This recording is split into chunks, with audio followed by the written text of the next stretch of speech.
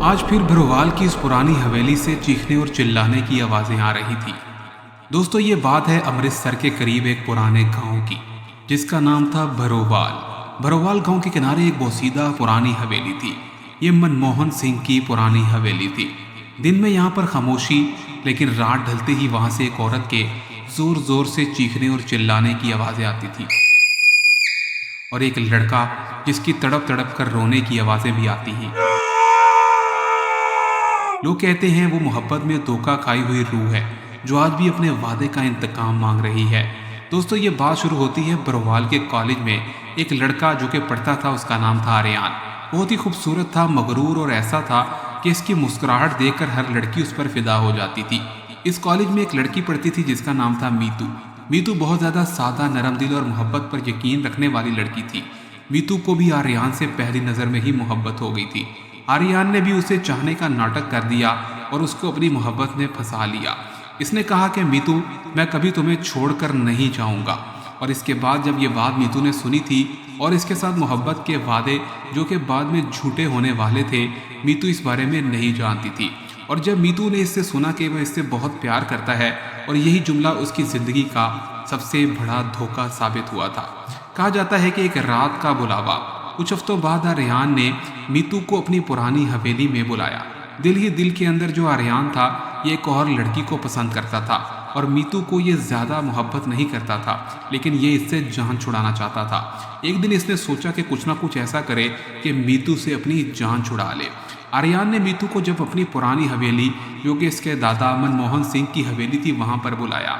वो हवेली आर्यान के दादा की थी। बरसों से ये खाली और वीरान पड़ी थी, और खौफनाक और बहुत ही ज़्यादा भूत और बलाओं वाली हवेली समझी जाती थी। गांव वाले कहते थे कि वहाँ पर जिन्नात बसते हैं, मगर आर्यान ने कहा था कि आखिर यहाँ पर ऐसी कोई चीज़ नहीं है। एक दिन क्या हुआ कि आर्यान ने मीतू को वहाँ पर बुलाया और उसको हवेली के अंदर ले गया, और उससे कहा कि मुझे तुमसे बहुत ज़्यादा ज़रूरी काम है, और मैं तुम्हें अपने दादा की पुरानी हवेली भी दिखाना चाहता हूँ। और उसने कहा कि यहाँ पर आकर मुझसे मिल लो, और इसके बाद तुम्हारे साथ मैं बहुत ही ज़रूरी बात करूँगा। मीतू भी इसके साथ चली गई, क्योंकि वो मोहब्बत में अंधी हो चुकी थी। हवेली में दाखिल होते ही एक अचानक सर्द हवा का झोंका इसके जिस्म से जैसे टकरा गया हो। दीवारों पर लगी तस्वीरें जैसे उसे पुराने, बहुत ही ज़्यादा खौफनाक भूतों की तरह घूर रही थी।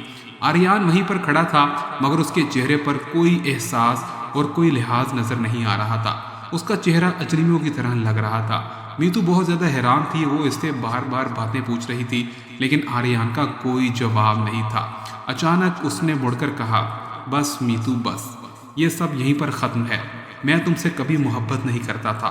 तुम मुझसे मोहब्बत करती थी, लेकिन मैं तो किसी और लड़की को चाहता था। ये कहकर उसने मीतू को ज़बरदस्ती से धक्का दे दिया, और वो सीढ़ियों से नीचे जा गिरी, और बहुत ही खौफनाक चीख की आवाज़ आई।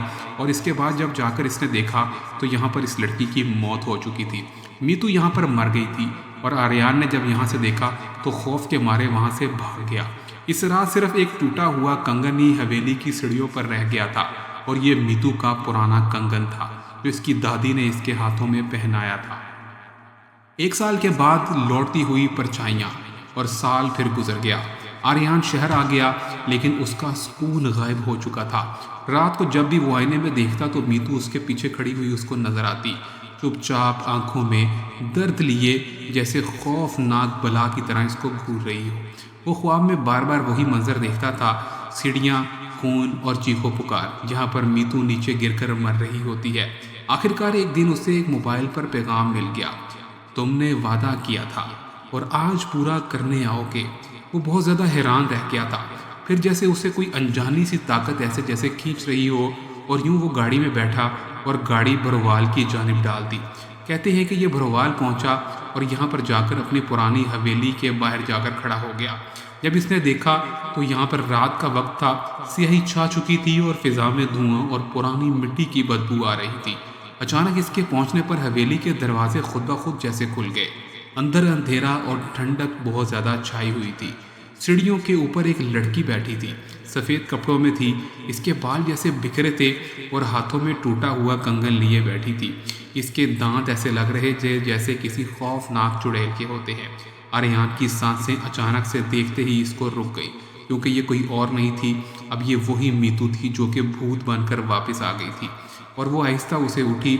इसके चेहरे पर खून की लकीरें जैसे बह रही थी, मगर आंखों में सिर्फ एक सवाल था, क्यों आर्यन, क्यों? तुमने मेरे साथ ऐसा क्यों किया? आर्यन ने यहाँ से जैसे भागने की बहुत कोशिश की, मगर अचानक से ज़मीन ने जैसे उसको जकड़ लिया। और यहाँ पर क्या हुआ?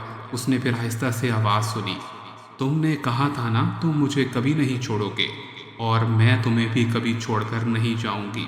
ये कहना था और उसके बाद बहुत ही ज़ोरदार दर्दनाक चीखों की आवाज़ें आने लगी। कहा जाता है कि उसके बाद गांव वाले अक्सर रात को यहाँ पर चीखने और चिल्लाने की आवाज़ें सुनते हैं। ऐसे लगता है कि जैसे मीतू हर रात अपना बदला आर्यन से लेती है। इसके अलावा कहा जाता है कि जैसे ही कोई इस हवेली के बाहर से गुजरता है तो इसके दरवाजे भी खुल जाते हैं, और जब कोई आशिक जोड़ा यहाँ पे आता है तो दरवाजे खुलने के बाद ऐसा एहसास दिलाते हैं कि क्या तुमने भी किसी से मोहब्बत का वादा किया है, और अगर तुम भी वादा पूरा ना करो तो तुम्हारे लिए ये दरवाजे खुले हैं। दोस्तों, क्या आप भरवाल की इस पुरानी हवेली में जाना चाहोगे? जल्दी से सब्सक्राइब कर दो।